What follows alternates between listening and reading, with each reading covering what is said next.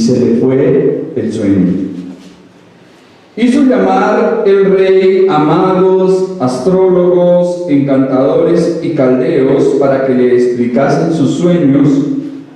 Vinieron pues y se presentaron delante del rey. Y el rey les dijo: he tenido un sueño, y mi espíritu se ha turbado por saber el sueño. Entonces hablaron los caldeos al rey en lengua aramea: Rey, para siempre vive, di el sueño a tus siervos y te mostraremos la interpretación. Respondió el rey y dijo a los caldeos: el asunto lo olvidé. Si no me mostráis el sueño y su interpretación, seréis hechos pedazos, y vuestras casas serán convertidas en muladares. Amén. El libro de Daniel puede dividirse en tres partes principales. La primera sección fue la que ya vimos, que decíamos que es como una parte introductoria del libro, en donde Daniel relata la forma de su llegada a Babilonia y la forma en que llegó a convertirse en alguien importante en ese sitio. La segunda es la que vamos a ver, la que empieza en este capítulo 2, y tiene que ver con el plan de Dios con las naciones gentiles. La tercera, la parte final, concierne al plan de Dios tocante a la nación de Israel. Entonces, este capítulo que acabamos de observar, el capítulo 2 que vamos a iniciar, es la segunda parte, es decir, el plan de Dios con respecto a las naciones gentiles. Y veremos el poder de Dios sobre los imperios. Veremos que Dios reina sobre todos los gobiernos mundiales, y finalmente veremos que Dios establecerá en este mundo el reino del Mesías, el reino mesiánico. Lo primero que observamos en versículo 1 es que nos dice aquí el texto que Nabucodonosor, el gran rey de Babilonia, soñó sueños. Al parecer fue una serie de sueños, o tal vez una repetición del mismo. Pero estos sueños le afectaron profundamente, al punto que se perturbó su espíritu. Según el idioma original, lo que aparece allí es que el espíritu del rey se golpeó a sí mismo. Y este hombre debió reconocer que se trataba de algo sumamente importante y de algo que tenía gran significado. Tal vez el sueño tenía demasiado contenido y viveza y afectó profundamente el espíritu de este rey. No era un sueño ordinario, era un sueño dado ¿por quién? Por Dios. Fue un sueño dado por Dios. Para que el rey viese y fuese intensamente inquietado y azotado de terror. Dice que se le fue el sueño.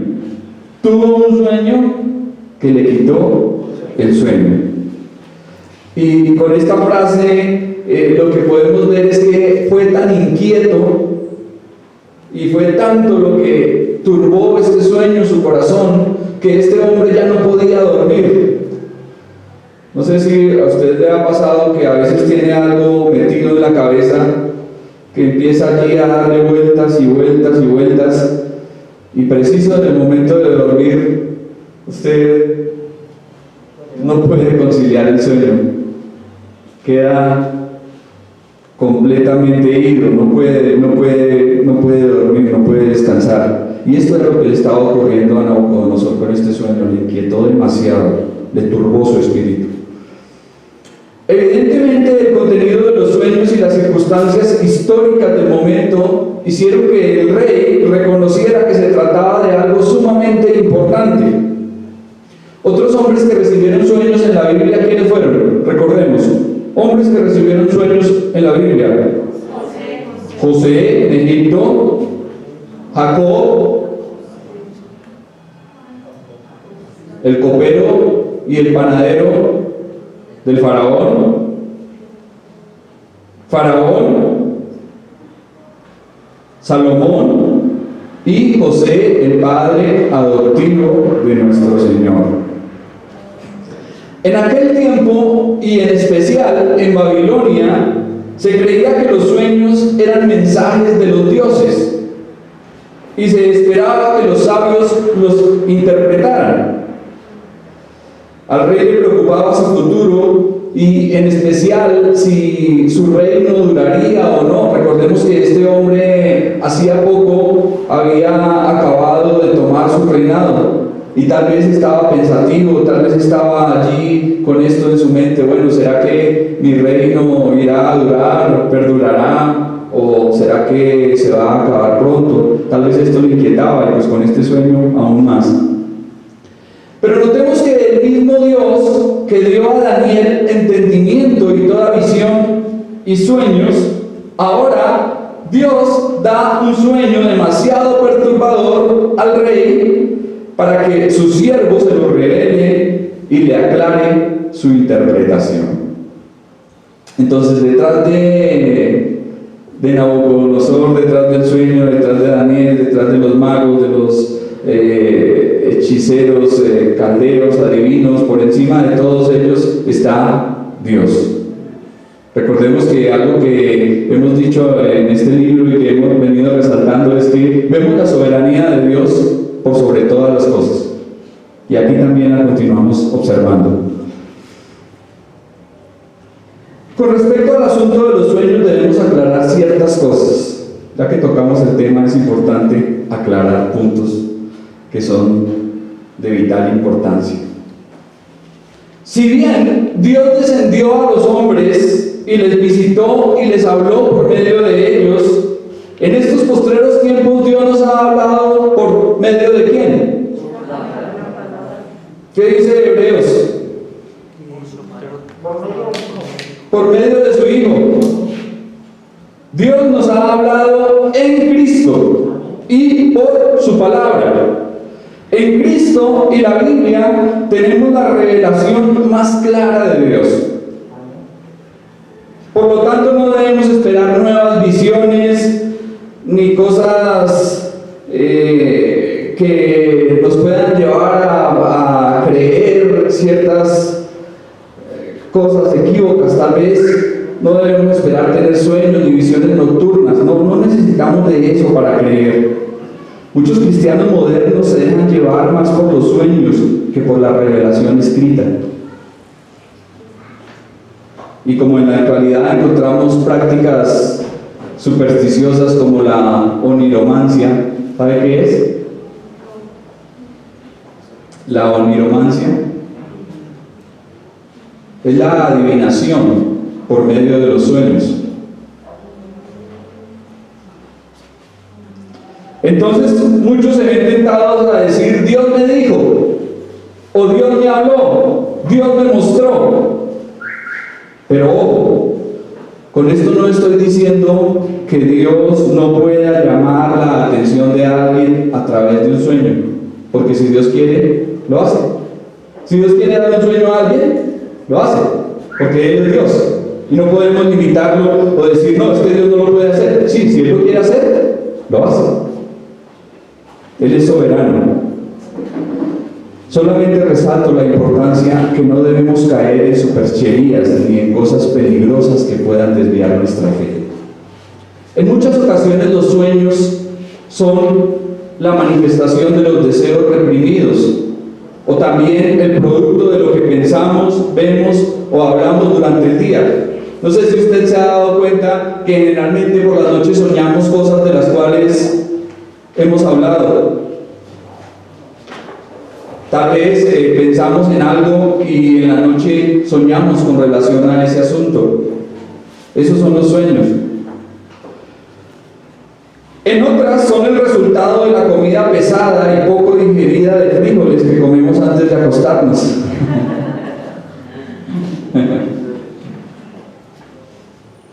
Entonces debemos de ser muy cuidadosos con el asunto de los sueños para que no nos suceda como aquel hombre que cierta mañana contó a su esposa un sueño que le inquietó bastante.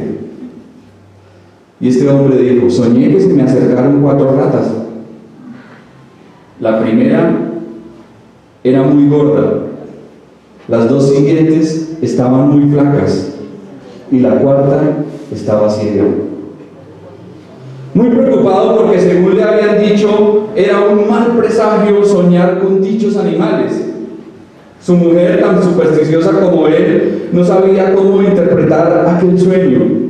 Entonces el hijo pequeño, muy inteligente y sin mucho respeto a su padre, le sirvió de Daniel a aquel moderno rey y le interpretó diciendo: la rata gorda, dijo el joven, es el tabernero de la esquina que se come todo lo que ganas. Las 2 ratas flacas somos mi mamá y yo, que no tenemos que comer. Y la rata ciega eres tú. Y dicho esto, escapó rápidamente por temor a una paliza.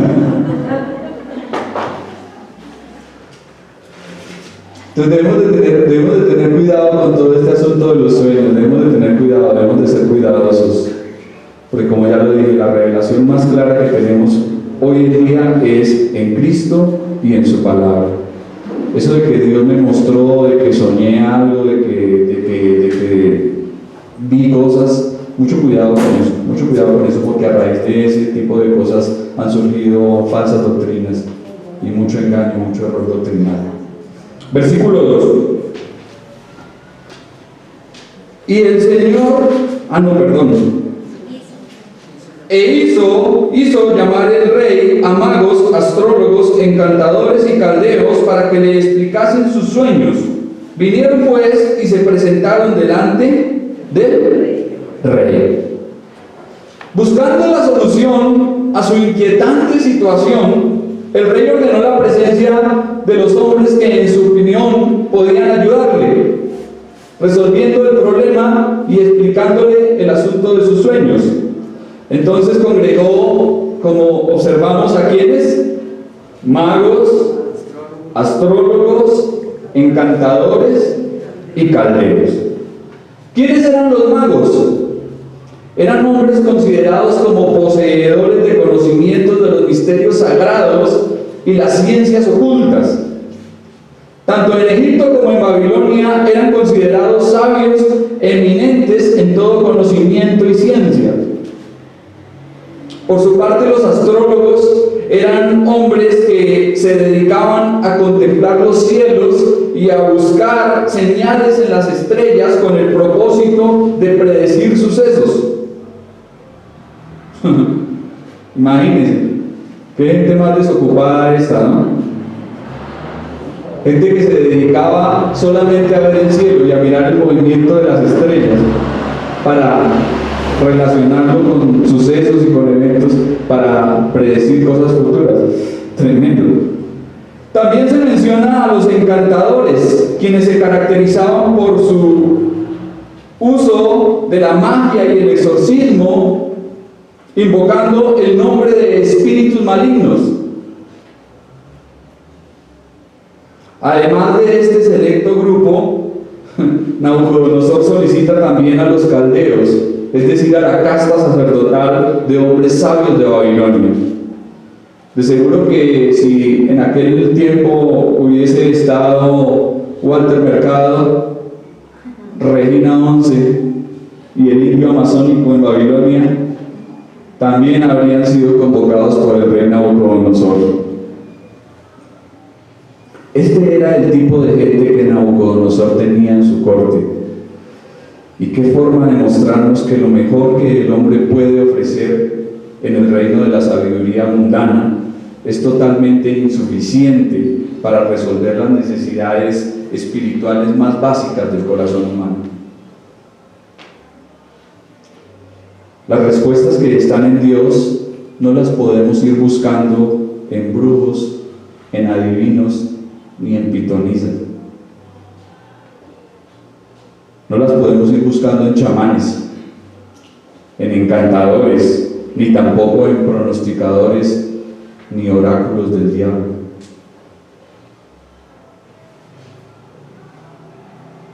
Satanás no puede dar respuesta, primero porque no la tiene y segundo porque no hay verdad en él.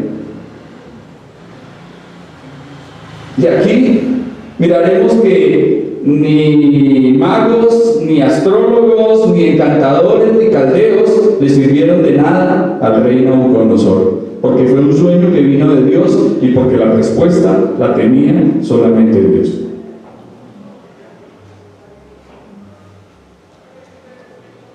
Cuando el rey Saúl desobedeció y fue desechado, en su desespero buscó la ayuda ¿recuerdan de quién? ¿A quién fue a consultar el rey Saúl cuando fue desechado?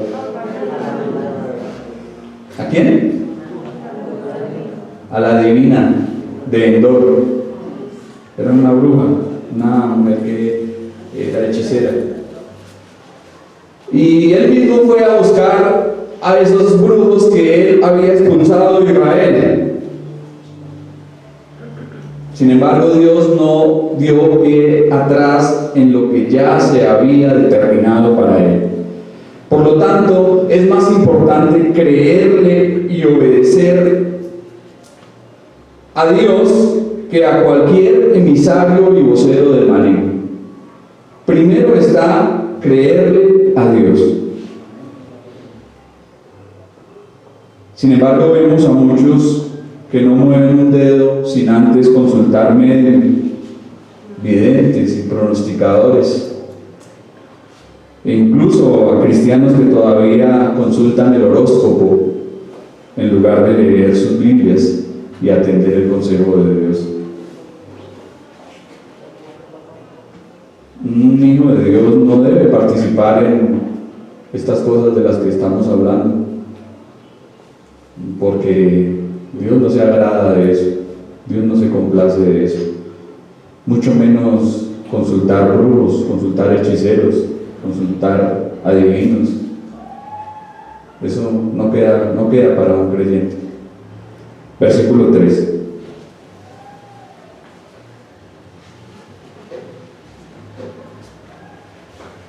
Y el rey le dijo: he tenido un sueño y mi espíritu se ha turbado por saber el sueño. Sin dilación fue cumplida la orden del rey. Todos los sabios de su reino comparecieron ante él. Sin embargo, no siempre en la multitud de consejeros hay sabiduría. Nabucodonosor pensaba que en todo ese séquito de magos, astrólogos, encantadores y caldeos hallaría la respuesta que aplacara su turbado espíritu. Y cuán necio es tratar de encontrar alivio y descanso en los demás cuando es en Dios que debemos hallarlo. Generalmente la gente sin Dios busca ayuda en las personas y en las cosas equivocadas. Cuando está en problemas, cuando le ocurre algo, tiende a buscar ayuda, pero generalmente lo hace en las personas y en las cosas incorrectas y equivocadas, como lo estaba haciendo aquí Nabucodonosor. Los sabios de Babilonia podían ofrecer interpretación siempre y cuando supieran cuál había sido el sueño. No obstante, en esta ocasión el rey no pudo recordarlo, por lo cual demandó, además de la interpretación, el contenido del mismo. Este perturbado rey, ahora rodeado de todo un grupo de charlatanes, no encontraría la respuesta deseada en ninguno de ellos, pues solamente el siervo de Dios Daniel podía comprender y revelar tanto el sueño como su significado. Al rey Dios le dio un sueño describiendo el futuro, pero no pudo comprenderlo. Y es más, parece que se le olvidó por las tinieblas en las que vivía. Qué difícil resulta para el hombre natural asimilar y retener las verdades claras de Dios que se han de discernir espiritualmente. Dice la palabra que Es por su Espíritu que podemos entender la mente de Dios. El hombre natural no percibe las cosas que son de Dios porque para él son locura y no las puede entender porque se han de discernir espiritualmente. Sin el Espíritu de Dios, sin el Espíritu de Cristo, seguramente nos ocurriría como a Nabucodonosor en esta ocasión. Sin tener el Espíritu Santo que nos enseñe y nos aclare las cosas, no quedaría en nosotros más que inquietud, confusión y perturbación. Versículo 4. Entonces hablaron los caldeos al rey en lengua aramea: Rey, para siempre vive, di el sueño a tus siervos y te mostraremos la interpretación. En este pasaje comienza la sección del libro escrita en arameo. Y será una sección que se extenderá hasta el capítulo 7. El arameo era una lengua de origen semítico relacionada con el hebreo y el fenicio. Y en días de Daniel fue la lengua franca del Oriente Medio y posteriormente fue adoptada por los israelitas. Con todo lo que Daniel desea resaltar aquí, no es únicamente el hecho de que está escribiendo esta sección en otra lengua, en arameo, sino que además que el contenido de lo que escribe, como ya lo dije, concierne especialmente al plan de Dios para los gentiles. Y si es algo que está relacionado con los gentiles, entonces es propio que se escriba en lengua de gentiles, el arameo. Pero notemos la forma aduladora y oportunista en que estos supuestos sabios se dirigen al rey. ¿Qué le dicen? ¿Cómo le hablan al rey Nabucodonosor estos hombres? ¿Qué le dicen? Para siempre vivir. Con astucia y sagacidad demostraban que eran expertos en enredar, en alabar, en piropear y en ensalzar. ¿Qué mentira más grande e insensata tratar de inmortalizar a un mero hombre? Para siempre vive, rey. Con esto estaban diciendo: eres eterno, nunca vas a perecer, nunca vas a quedar en el olvido. Lo que estaban tratando de hacer era hacerle trascender a alguien que no era más que neblina. El único que vive para siempre es Dios, porque en Él está la vida. Mas lo que estos lisonjeros estaban buscando era hallar el favor y la buena voluntad del rey. Y qué peligroso y pernicioso es endiosar a simples mortales buscando beneficios. Para siempre vive, rey. Qué mentira más grande. Di el sueño a tus siervos y te mostraremos la interpretación. Seguramente escritos y fórmulas diseñadas para la interpretación de sueños ellos tenían. Tal vez si escuchaban el sueño, pues les quedaría fácil inventar cualquier cosa y decir: no, pues lo que significa es esto y esto se trata de esto. Pero este asunto no les iba a ser tan fácil, ya que el rey demandó conocer el sueño. Ahora sí estaban en verdaderos aprietos y problemas. Cualquiera podría inventarse una interpretación, pero era imposible describir un sueño que jamás vieron. Las cosas se les empezaban a salir de las manos a estos adivinos, que ni siquiera se estaban percatando del peligro en que se encontraban tanto ellos como sus casas, sus familias. En realidad estos sabiondos no eran tan eficientes como pretendían ser. Versículo 5. Respondió el rey y dijo a los caldeos: el asunto lo olvidé. Si no me mostráis el sueño y su interpretación, seréis hechos pedazos y vuestras casas serán convertidas en muladares. La respuesta del rey presentó un serio problema a los sabios de su reino. Si bien la expresión "el asunto lo olvidé" esas palabras que nos pueden llevar a pensar. No lo había olvidado. Era una forma para probar qué tan buenos eran en sus trabajos. Sí, por ahí va el asunto. La palabra en el idioma original que aparece ahí en el texto fue traducida en Reina Valera como lo olvidé, pero realmente lo que Nabucodonosor dijo aquí es: el asunto es cierto, es firme, es resuelto. Y da a entender que Nabucodonosor estaba sometiendo a prueba a estos sabios de Babilonia. Ahora, ¿por qué me atrevo a decir que el rey no se había olvidado totalmente del sueño?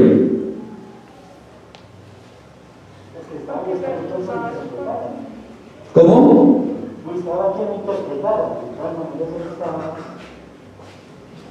Yo creo que... Y porque había quedado perturbado en su espíritu. Si le había perturbado era porque algo recordaba. Y más adelante, cuando Daniel llega y le dice: mire, el sueño fue este y este y este, Nabucodonosor dice: sí, efectivamente, este fue el sueño. Entonces no lo había recordado, no lo había olvidado totalmente. No lo había olvidado totalmente. Tal vez desconfiaba de estos hombres y tenía la intención de determinar si eran tan sabios como pretendían serlo, si realmente sabían. Quizás el rey tenía dudas sobre la sinceridad, honradez y capacidad de ellos, y puede que incluso hubiese puesto en tela de juicio sus prácticas supersticiosas. Entonces es poco probable que Nabucodonosor olvidara totalmente el sueño. Y lo más lógico es pensar que todo esto le había marcado profundamente. Ahora, la demanda del rey a los caldeos era que le mostrasen el sueño y su interpretación. De no ser así, tanto ellos como sus familias serían hechos pedazos. Y no estaba hablando en broma, tampoco estaba hablando en sentido figurado. Estaba refiriéndose a que les iba a desmembrar. Y esto era un castigo muy común en pueblos antiguos. No eran simples amenazas. Para el mayor de los déspotas del Medio Oriente estaba claro lo que debía hacer. Les dice: si no me dicen el sueño y la interpretación, los voy a hacer pedazos. ¿Cómo sería el asombro de aquellos hombres en este momento? Y dice: y vuestras casas serán convertidas en muladares, es decir, en basureros, pocilgas o vertederos. Estaba mirando el significado de esa palabra muladar y se refiere a lugares sucios, corrompidos y deshabitados. También aparecía un sinónimo como estiércoleros. Es decir, que quedaría solamente montones de estiércol. Eso va a quedar de sus casas, les dijo Nabucodonosor, si no me dicen cuál fue el sueño que tuve y su interpretación. Pagarían caro. ¿Cuál debió haber sido la sorpresa y perplejidad de estos hombres? Más adelante los veremos que persisten en insistirle al rey: dinos el sueño y nosotros te lo interpretaremos. No encontrarán nada. Dios había retado a estos jactanciosos y arrogantes que se consideraban deidades por los demás debido al conocimiento en asuntos celestiales. En Isaías 47 encontramos un pasaje en donde dice: estate ahora en tus encantamientos y en la multitud de tus hechizos, en los cuales te fatigaste desde tu juventud. Quizás podrás mejorarte, quizás te fortalecerás, te has fatigado en tus muchos consejos. Comparezcan ahora y te defiendan los contempladores de los cielos, los que observan las estrellas, los que cuentan los meses para pronosticar lo que vendrá sobre ti. Ahora ni encantamientos, ni hechizos, ni conjuros, ni consejos, ni movimientos astrales servirían para nada, porque muy pronto todos estos falsos recibirían su merecido. Y la historia nos ha enseñado cómo ha sido el fin de personas que se han dedicado a las prácticas ocultistas. En Europa y todavía en muchos países se hizo y se hace algo que se conoce como la cacería de brujas, en donde a toda mujer que estuviese relacionada con todos estos asuntos de hechicería, de adivinación, de ocultismo, eran perseguidos, muchos fueron desollados, desmembrados, torturados, rociados en gasolina, quemados en el fuego.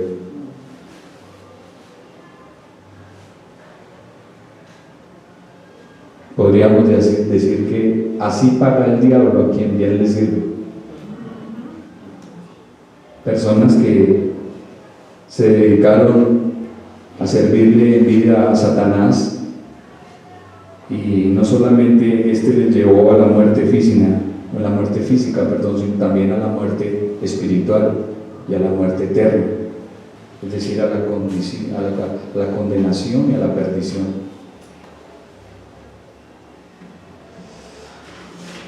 Qué tremendo es dedicar una vida a servicio de Satanás, sabiendo que es un traicionero que no tiene fidelidad ni para con él mismo. Y qué necio e insensato será buscar ayuda y refugio en curanderos. Estaba mirando un poco acerca del tema por internet y eso usted encuentra, usted le da brujos, la palabra brujos, Google, ahí le sale, le amarramos su ser querido en 3 días, le damos suerte y prosperidad, salud y éxito, hechizos, rituales, conjuros, alivio espiritual, le alejamos las malas energías, las enemistades, las envidias, le quitamos de su camino a sus enemigos. Todo esto prometen estos brujos y estos hechiceros que usted encuentra hoy en día por internet. Pero tan mal como ellos están los que le consultan y le abren las puertas al diablo. Es un peligro inminente abrir las puertas a Satanás consultando a esta clase de gente. Nosotros como hijos de Dios no podemos caer en eso. Mucho cuidado, mi hermano. Si usted todavía escucha al numerólogo para que le dé el número del chance, ojo con esas cosas, mucho cuidado. Son prácticas que no corresponden a un hijo de Dios, que no están en la fe. Dios no se agrada de eso. Y mire, ejemplos tendríamos aquí muchísimos para continuar viendo cómo Dios juzga a las personas que hacen estas cosas, cómo el juicio de Dios viene sobre ellos, porque dice la palabra que Dios no puede ser burlado.